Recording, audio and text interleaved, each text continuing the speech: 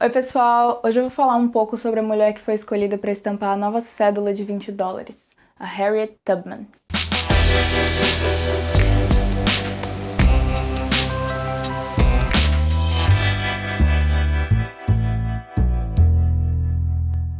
Ok, ela vai estar na estampa da cédula americana. E daí? E daí que essa mulher foi uma das maiores abolicionistas norte-americanas e ela conseguiu escapar aos 29 anos da plantation onde ela vivia, se tornando uma das maiores conductors do país. Isso quer dizer que ela auxiliava na fuga de outros escravos para locais mais seguros e onde a sua liberdade pudesse ser assegurada. Além disso, Harriet também trabalhou como espiã, enfermeira, entre outras funções para o Exército da União durante a Guerra dos Confederados. Publicou uma autobiografia e ainda lutou pelo sufrágio feminino ao lado de ninguém menos que Susan B. Anthony, que você deveria conhecer se tivesse assistido Meninas Superpoderosas. Mas se você não sabe quem é, foi uma das maiores sufragistas americanas e também uma abolicionista, e a primeira mulher a ser presa por votar ilegalmente nos Estados Unidos. Como muitos outros escravos, Araminta Harriet Ross não possui registro exato da sua data de nascimento, mas dizem que ela teria nascido em Maryland em meados de 1820. A mãe de Harriet viu 3 de suas filhas serem vendidas, mas quando o negociante demonstrou interesse em seu filho mais novo, Moses, ela o escondeu durante um mês com a ajuda de outros escravos e negros livres da comunidade. Dizem que em certa altura, quando tentaram entrar na senzala e levar o menino à força, ela teria dito: "Vocês vão atrás do meu filho, mas o primeiro homem que puser os pés dentro da minha casa, eu racho a cabeça dele." Verdade ou não, a coisa é que seu patrão realmente desistiu da venda e essa história se espalhou como um ato de resistência que serviu de encorajamento para sua filha. Harriet começou a trabalhar aos 6 anos numa das plantações de seus donos, e a partir de então foi submetida aos mais diversos tipos de maus-tratos. Em um desses vários episódios de violência dos capatazes contra os escravos, Harriet ficou no meio de uma briga e acabou sendo atingida acidentalmente na cabeça por um peso de metal de 1 quilo, algo que lhe deixaria com sequelas para o resto da vida, entre elas ataque de epilepsia e problemas de sono. Em 1840, Harriet se casou com John Tubman, que lhe deu o sobrenome pelo qual ela ficou conhecida. Ele era livre, mas como ela ainda era escrava, seus filhos também seriam escravos, pois o status da mãe ditava o dos filhos. Não se sabe porquê, mas ela jamais teve filhos, exceto por uma filha adotiva que acolheu já bem mais velha.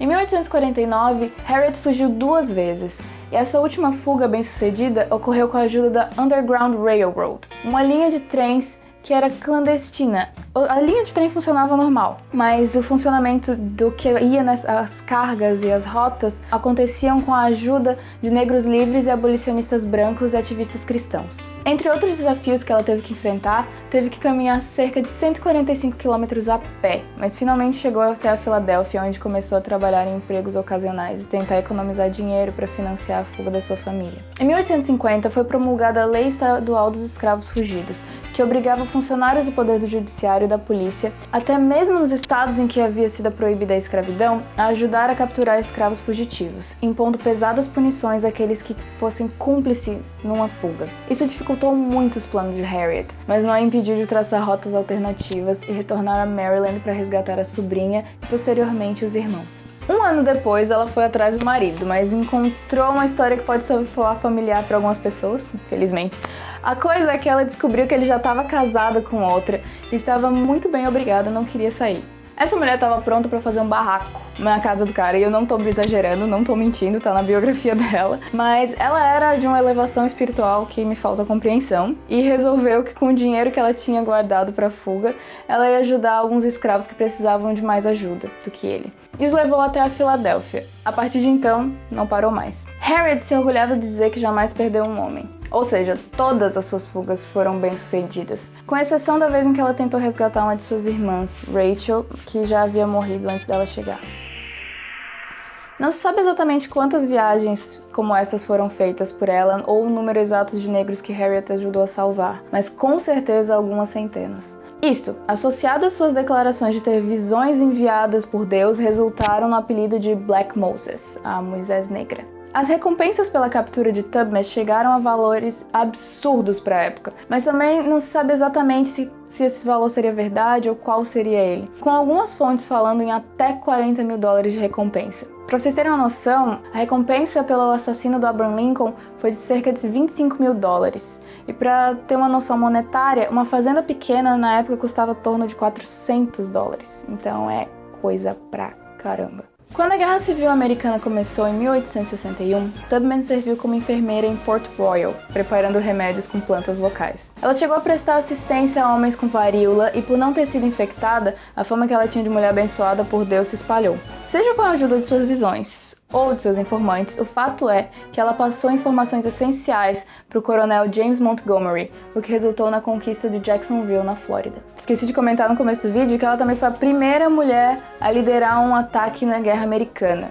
Gente, essa mulher. Na manhã de 2 de junho de 1863, Tubman guiou 3 barcos a vapor em torno das minas dos Confederados em águas que desembocavam no litoral. Uma vez em terra firme, a tropa da União pôs fogo nas fazendas, destruindo os galpões e se apoderando dos alimentos. Quando os barcos começaram a apitar, os escravos de toda a região compreenderam que estava sendo liberta, o que se tornou uma fuga em massa dos escravos locais. A maioria dos homens recém-libertos ingressou no exército da União, e enquanto isso, os jornais proclamavam o patriotismo, a sagacidade e a capacidade de Tubman.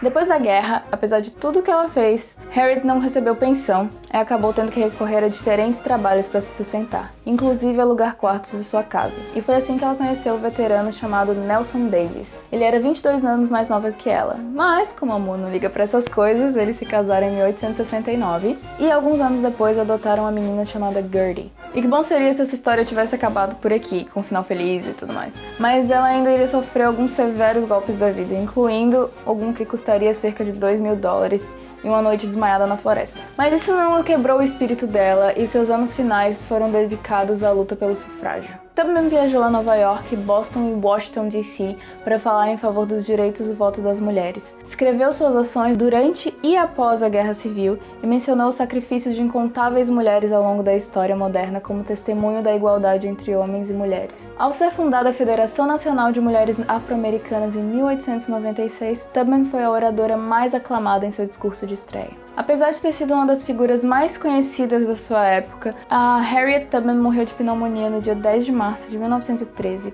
pobre e sem o devido reconhecimento do Estado. Hoje, ela é homenageada com uma longa lista de monumentos, memoriais e como o futuro rosto da nota de $20. Então é isso, eu espero que vocês tenham gostado de ouvir um pouco sobre essa mulher maravilhosa que foi a Tubman. Tem um artigo incrível aqui que eu posso recomendar aqui embaixo no link. Se vocês curtiram, continuem assistindo, se inscrevam no canal e, por favor, deixem nos comentários sugestões e opiniões que vocês tenham, ok? Tchau, até o próximo!